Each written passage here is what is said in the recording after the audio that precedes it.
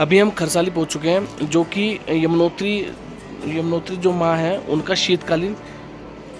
शीतकालीन प्रवास माना जाता है। यमुनोत्री जो खरसाली में जो मंदिर है, ये उनका शीतकालीन प्रवास माना जाता है खरसाली गांव।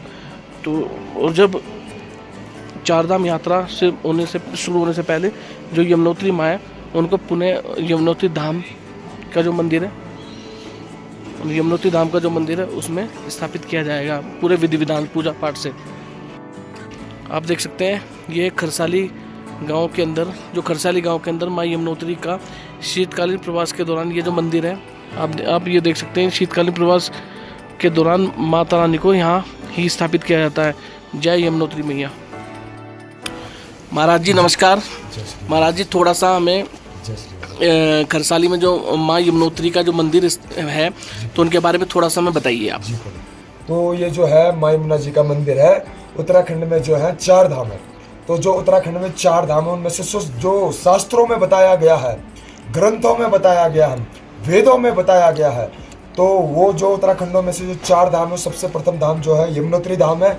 फिर जो दूसरा धाम है वो गंगोत्री धाम है। जो तीसरा धाम है केदारनाथ है। जो चौथा धाम है वो स्वयं बद्रीनाथ धाम है। तो पहला धाम यमुनोत्री जो है, जहाँ पे आप अभी विराजमान है, तो ये जो है माँ यमुना जी है। तो माँ यमुना जी ये प्रथम धाम इसलिए बोला जाता है क्योंकि जो माँ यमुना जी है वो भक्तिदायिनी है। जब आपके अंदर, इंसानों के अंदर भक्ति आएगी तभी आप ज्ञान की प्राप्ति कर सकते हैं। और ज्ञानदायिनी कौन है? हमारी गंगा जी, ठीक है ना, जो गंगोत्री है। तो अगर आपके अंदर भक्ति आएगी तभी आप ज्ञान की प्राप्ति करोगे। अगर आप शंकर जी को मानते हो, शंकर जी के प्रति भक्ति भाव है, तो आप शंकर जी के प्रति जो है बड़े बड़े विद्वानों, बड़े बड़े तपस्वियों, बड़े बड़े बुजुर्गों के साथ बैठेंगे जानकारी लेने के लिए कि कौन है, क्या है, किस लिए है ना। तो वैसे बोला गया है, जब आपके अंदर भक्ति आएगी तभी आपके अंदर ज्ञान आएगा। तो ज्ञान आपको कहाँ मिलेगा? गंगोत्री में। फिर जब आपके अंदर भक्ति और ज्ञान दोनों आ जाएंगे, फिर आपको जो वैराग्य आपको कहाँ मिलेगा? केदारेश्वर में, स्वयं शंकर के द्वार पे। और वैराग्य का अर्थ क्या होता है कि मतलब अपने पास एक माला हो, आगे शंकर हो, या हृदय में शंकर हो, नेत्रों में शंकर हो, सिर्फ उनका नाम का स्मरण हो, बाकी बात संसार से मोह माया हो जाता है। मतलब ये संसार को वो अपना मोह माया ही बोलता है, जिसके अंदर वैराग्य उत्पन्न हो जाता है। तो आपको कहाँ होगा? केदारेश्वर में। और जो बद्री विशाल जी है, वहाँ पे जो है मुक्ति के धाम है। मुक्ति के धाम मतलब स्वयं नारायण भगवान जी है। जब बोला जाता है ना, जब आपके अंदर भक्ति, ज्ञान, वैराग्य आपके अंदर आ जाएंगे, साथ ही साथ अगर आप कर्म भी अच्छे कर रहे हैं तो आपको जरूर मुक्ति मिलेगी। कोई नहीं रोक सकता आपको। और जो माँ यमुना जी है, स्वयं सूर्य नारायण की बेटी है और यमराज और शनि महाराज की बहन है। यमराज कौन है? स्वयं काल, जहां हमने मृत्यु के बाद जाना है। जब हम मरेंगे, हमारी आत्मा जाएगी तो कहाँ जाएगी? यमराज के पास। तो उनकी स्वयं बहन जो है माँ यमुना जी है। और बोला जाता है जो माँ यमुना जी के चरणों में आके, माँ यमुना जी की शीतल धारा में स्नान करता है भैया दूज के दिन आके, और साथ ही साथ 3 बार यमुनाष्टकम का पाठ करता है, तो उसको न कभी यम दंड लगता है, ना उस पर कभी शनि की छाया पड़ती है। क्यों? क्योंकि जो माँ यमुना जी के चरणों में आके माँ यमुना जी के जल में स्नान करेगा, वो माँ यमुना जी के गर्भ में चले जाएगा। और जो माँ यमुना जी के गर्भ में चले गया, वो माँ यमुना जी का पुत्र हो गया। जो माँ यमुना जी का पुत्र हो गया, वो यमराज जी का भांजा हो गया। तो कितना भी दुष्ट भांजा क्यों ना हो, माँ उनके लिए कभी कमी नहीं चाहते हैं। और माँ यमुना जी नारायण भगवान की अर्धांगिनी है। माँ यमुना जी नारायण भगवान की अर्धांगिनी है, मतलब स्वयं लक्ष्मी है ना। और स्वयं कृष्ण भगवान ने बोला है, मैं कलयुग में केवल कालिंदी बन के ही आऊंगा। और कली केवलम कालिंदी, मतलब कलयुग में केवल कालिंदी ही है। बाकी मतलब बोला गया है ना, जो गंगा जी है नारायण के चरणों से निकली है। अब आप ये बताइए, आपके घर में सबसे ज्यादा किसकी चलती है? आपके अर्धांगिनी की चलती है या आपकी दासी की चलती है? प्रभु बताइए। आपकी होगी उतनी पावर जो है स्वयं आपकी अर्धांगिनी की होगी। दासी का अर्थ क्या हो गया? आपकी नौकरानी, है ना। तो मतलब वही हो गया। तो जो गंगा जी है उनके स्वयं चरणों से निकली है ना। तो किसके? नारायण जी के। और माँ यमुना जी जो है उनकी अर्धांगिनी है, उनका हृदय है। नारायण का जो हृदय स्वयं माँ यमुना जी है। और जब तक हमने माँ यमुना जी को नहीं जान पाया, तब तक हमको नारायण भी नहीं मिल सकते, न शंकर मिल सकते हैं। क्यों? क्योंकि शंकर भगवान ने भी स्वयं माँ यमुना जी की स्तुति गाई है और गंगा जी को जटाओं में समाया है। बताओ, गंगा जी को जटाओं में समाया है और माँ यमुना जी की स्तुति गाई है। ओम नमामि यमुनाम हम सकल सिद्धि हेतु मुदाम। सकल सिद्धि हेतु मुदाम का अर्थ होता है मतलब जितने पूरे त्रिभुवन में, सृष्टि तो हम बोल नहीं सकते। अगर सृष्टि की बात करेंगे तो भगवान के एक रूम में एक सृष्टि है, पता नहीं कितने रूमों में कितनी सृष्टियां होगी। तो बोलते हैं पूरे त्रिभुवन में सकल सिद्धि की दाता जो है माँ यमुना जी ही है।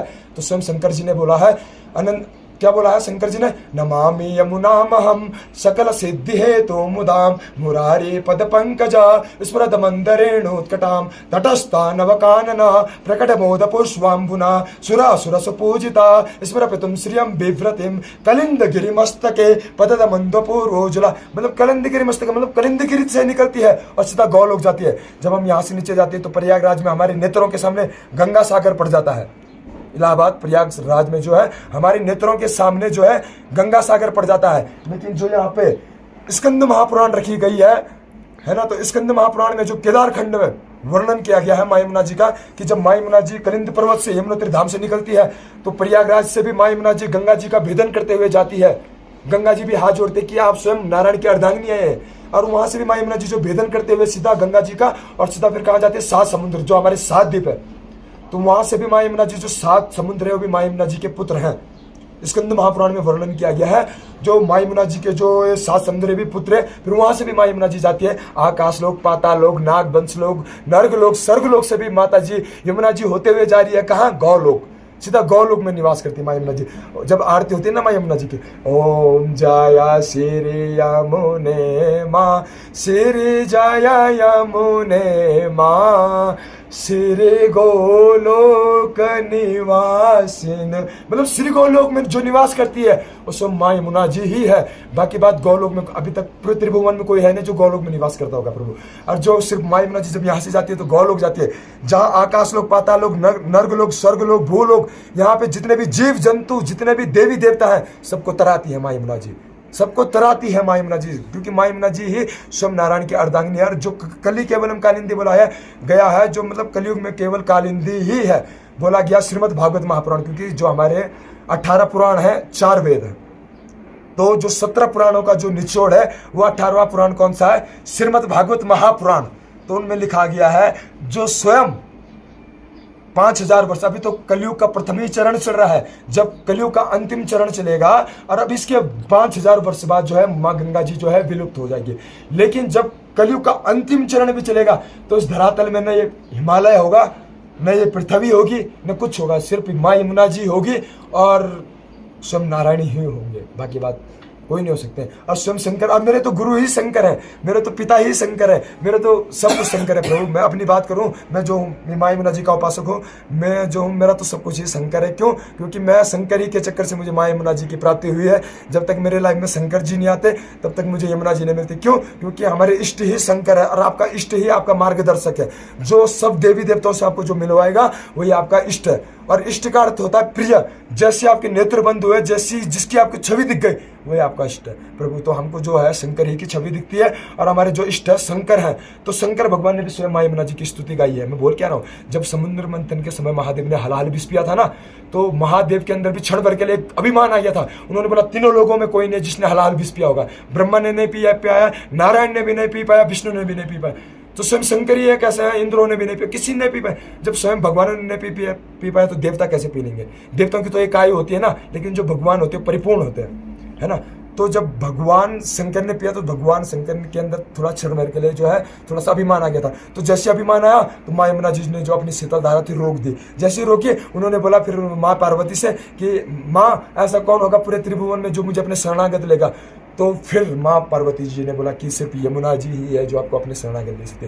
तब उन्होंने ये गाया है, ये जो है शंकराचार्य जो द्वारा जी रचित किया गया है यमुनाष्टकम, उसमें लिखा गया है नमामि अनंत गुण भूषिते, अनंत गुण भूषिते शिव विरंजिते वस्तुते, मतलब अनंत गुण को भूषने वाली शिव विरंजिते वस्तु, मतलब शिव को भी स्वयं चरणों में विरजा है। इसलिए माँ यमुना जी जो शिव महापुराण में लिखा गया है, इसलिए माँ यमुना जी जो है श्यामरण है।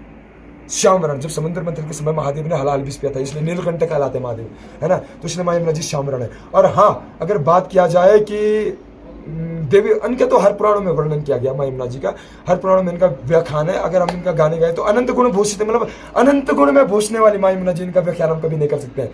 तो इसका अर्थ एक ही हो गया कि जो सृष्टि के रचयिता है नारायण, तो नारायण की पावर, नारायण की अर्धांगिनी की पावर ज्यादा होगी, नारायण की दासी की पावर ज्यादा होगी। बात इतनी है, तो नारायण की ही अर्धांगिनी की पावर ज्यादा होगी, क्योंकि जितनी नारायण की पावर है पूरी सृष्टि में उतनी स्वयं नारायण की अर्धांगिनी की पावर है। इसलिए जय श्री राम।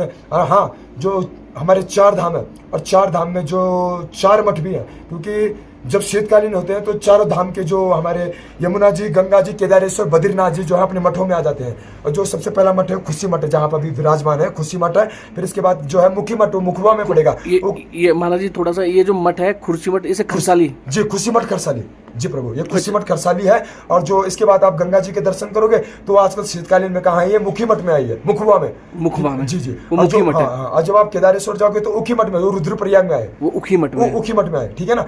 और जो चौथे हैं हमारे नारायण जी, वो जोशी मठ में आए, वो जोशी मठ में वो आएंगे। चमोली तो ये जिले चार में। मठ आपने जो जी, बताए। जी, प्रभु। अच्छा, ये कब माता जो खरसाली मंदिर में विराजित होती है प्रभु। वो कौन से माह में होती है? जी प्रभु, ये जो माँ यमुना जी जब आती है तो ये जब दीपावली होती है, जी। जब भैया दूज होता जी। है, भैया दूज आता है दीपावली के 2 दिन बाद। जी दीपावली तो उसके 2 दिन बाद भैया दूज आता है। जी। तो भैया दूज के दिन माँ यमुना जी जो है यहाँ पे आ जाती है, क्योंकि माँ यमुना जी का मायका बोला जाता है, अच्छा है ना। तो जो हमारे यहाँ पे सोमेश्वर महाराज जी हैं, आराध्य देव, जो हमारे इष्ट देव हैं यहाँ के, आपको प्राचीन मंदिर दिखेगा। अभी जब यहाँ से आप आगे जाओगे तो आपको यहाँ पे सोमेश्वर महादेव जी का प्राचीन मंदिर दिखेगा। सोमेश्वर महादेव का जो अर्थ है सोम धन ईश्वर, आपको सोमेश्वर का संधि विच्छेद करिए, मतलब सोम धन ईश्वर। सोम का मतलब चंद्रमा, ईश्वर का मतलब भगवान। जिस भगवान के माथे में स्वयं चंद्रमा विराजमान है वही सोमेश्वर है, और वो हमारे इष्ट है, और वो हम पे प्रकट भी होते हैं महाराज जी। हम उनके उपासक भी है, प्रकट भी होते हैं। उनकी इतनी बड़ी कृपा है कि बस उन्होंने अपने चरणों में जन्म दिया, उससे ज्यादा हमको कुछ नहीं चाहिए। जय माँ ने, हर हर महादेव, हर हर महादेव। अच्छा महाराज जी, जैसे आप 6 महीने यहाँ माता के पूजा अर्चना कर रहे हो, तो जब 6 महीने के बाद माता रानी यमुनोत्री धाम चली जाएगी तब आप भी वहीं पूजा अर्चना करोगे? जी प्रभु, अभी जो हम हैं यहाँ पे जो माँ यमुना जी के शीतकालीन पुजारी हैं जी। तो और जो है हम तो अब लगते भी नहीं है, क्योंकि हमारा जो हृदय बोलता है, हमारे हृदय में कौन है, आपका जो हृदय मतलब मन, वो कौन है? स्वयं नारायण है।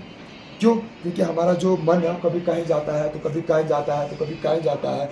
तो नारायण छलबली, हमारा मन भी छलबली। हमारा देह मतलब ये शरीर, वो कौन है? स्वयं शंकर। तो जिस दिन नारायण और ये शंकर छूट गया तो उस दिन सिर्फ कौन बचा? कुछ नहीं बचा, ना संसार बचा, ना सिर्फ एक आत्मा बची। उस आत्मा का मिलन किससे करवाना? परमात्मा से, वो नारायण से करवाना। उस नारायण का मिलन जो है उसी नारायण से करवाना है ना। तो मैं बोल रहा हूँ कि जो माँ यमुना जी है, मैं यहाँ पे शीतकालीन पुजारी, और एक हमारे भाई है दूसरे पंकज उनियाल जी, और हमारा नाम शेखर उनियाल जी, हम अभी शीतकालीन पुजारी यहाँ पे। आपका महाराज जी नाम क्या बताया? शेखर उनियाल जी। शेखर उनियाल जी। और पंकज उनियाल जी। पंकज उनियाल जी, आप दोनों शीतकालीन पुजारी हैं। अच्छा, ग्रीष्मकालीन पुजारी अलग होंगे? नहीं महाराज जी, ग्रीष्मकालीन पुजारी में हमारी सबकी बारी लगती है, क्योंकि जो यमुनोत्री के जो पुरोहित रावल है सब पूरे खरसाली के उनियाल लोग हैं महाराज जी ना। अच्छा। हम जो भी हैं, हमारे पूरे गांव वाले जो पंडित लोग हैं, सब यमुनोत्री के यमुना जी की पूजा भी लगाते हैं, सोमेश्वर महादेव जी की पूजा भी लगाते हैं, राजराजेश्वरी मैया की पूजा भी लगाते हैं, नारायण भगवान के जितने भी देवी देवता आगे, मतलब 12 गाँव में, हमारे 12 गाँव के जो क्षेत्रापति सोमेश्वर है वो भी है हमारे यहाँ पे। और स्वयं हम यहाँ पे जो शीतकालीन पुजारी, हम अभी वर्णित हो रहे हैं पूरे 6 महीने तक। अभी हम कहीं जा नहीं सकते हैं, कहीं जा नहीं सकते हैं, हम गांव से बाहर नहीं जा सकते, हम यमुना जी क्रॉस नहीं कर सकते, अच्छा। यमुना जी पार नहीं कर सकते अभी, क्योंकि हमारा जो है संकल्प लिया गया है। जिस दिन हम वर्णित हुए थे उस दिन हमने संकल्प लिया गया। और जो ये संकल्प होता है, जो हम वर्णित होते हैं, ये जो है हमारे मन से होता है। तो जो हमने किया है माँ यमुना जी के। तो इस बार आप इस साल पहली बार वर्णित हुए या प्रभु, होते हुए आ रहे हो? नहीं प्रभु जी, हम इस बार पहले बार वर्णित हुए। हम जो पहले हम स्टडी करते थे महाराज जी, हम बाहर पढ़ाई की है महाराज जी। अच्छा। तो इस बार जो है हमारे माँ यमुना जी ने चाहा होगा कि आप हमारे चरणों में आओ, कुछ उन्होंने हमारे अंदर देखा होगा, क्योंकि हम इतने योग्य नहीं महाराज जी के माँ यमुना जी के चरणों में आ सके। और माँ यमुना जी की इतनी कृपा है, इतनी माँ करुणामयी होती है, क्योंकि माँ देखो, पुत्र को पुत्र हो सकता है प्रभु, लेकिन माँ कभी कुमार नहीं हो सकती है ना। तो बोलते हैं ना, को पुत्र हो जाए ता को जितु पिकु माता नववती, मतलब पुत्र को पुत्र हो सकता है लेकिन माँ कभी कुमार नहीं हो सकती है ना। तो हम माँ से की प्रार्थना करते हैं कि हे माँ, जो हम आपकी शीतकालीन पुजारी है, हम जो यहाँ पे शीतकालीन पुजारी रहते हैं, हमको यहाँ से 1-1.5 किलोमीटर नीचे यमुना जी के किनारे तक जल लेने जाना पड़ता है नंगे पैर पूरे शीतकालीन में। यहाँ पे 2.5-3 फीट बर्फ भी पड़ती है महाराज जी। अच्छा। हाँ, तो 2.5-3 फीट बर्फ में भी आप मतलब रोजाना जाते हो? यहाँ पे पूरा शीतकालीन में वर्णित किया गया है, और संकल्प की ही ये पावर है प्रभु जी। और ये पावर जो है माँ यमुना जी की, हमारी तो महाराज जी इतनी सामर्थ्य नहीं है महाराज जी कि हम सेवा कर सके, लेकिन जब उन्होंने हमको शक्ति दी प्रभु, तब हम उनकी सेवा कर पा रहे हैं। और जो है जाते हैं, और फिर जब जाके आते हैं, फिर उनकी पूजा यहाँ पे लगती है, सुबह शाम हमेशा होती है। यहाँ पे 2.5-3 फीट बर्फ भी पड़ जाती है महाराज जी कभी कभार। और देखते हैं तो फिर जो है माँ यमुना जी का यहाँ पे जो है सब चीज़ 6 महीने के लिए माँ यमुना जी यहाँ रहती है। माँ यमुना जी जो है वहाँ से जो जब नीचे आती है तो भैया दूज के दिन आती है, 6 महीने यहाँ पे रहती है खुशी मठ में। फिर यहाँ से जब जाती है तो माँ यमुना जी अक्षय तृतीया के दिन माँ यमुना जी ऊपर, अक्षय तृतीया के दिन माता रानी यहाँ से विराजित होंगी। तो अभी 4 धाम यात्रा 30 अप्रैल को शुरू हो रहा है। जी 30 अप्रैल को माँ यमुना जी का कपाट खोल रहे हैं। उसी दिन जो है पंचांग में अक्षय तृतीया आ रहा है महाराज। अच्छा, बहुत बहुत धन्यवाद महाराज जी, बहुत बहुत धन्यवाद। जय यमुना माई की, हर हर महादेव। अभी मंदिर के जो पुजारी हैं उनियाल जी से बात हुई और उन्होंने हमें बताया कि जो ये खरसाली गांव है, जो माँ यमुना का शीतकालीन आवास है, माता रानी का शीतकालीन आवास खरसाली गांव है। और माता रानी यहाँ 6 महीने तक विराजित रहती है। उसके बाद माता रानी अब 30 अप्रैल को अक्षय तृतीया की जो तिथि है, अक्षय तृतीया की तिथि को माता रानी को यमुनोत्री धाम के मंदिर में यहाँ से विधि विधान के अनुसार स्थापित किया जाएगा और उसके बाद चारधाम यात्रा की शुरुआत की जाएगी। बोलो यमुना मैया की जय हो।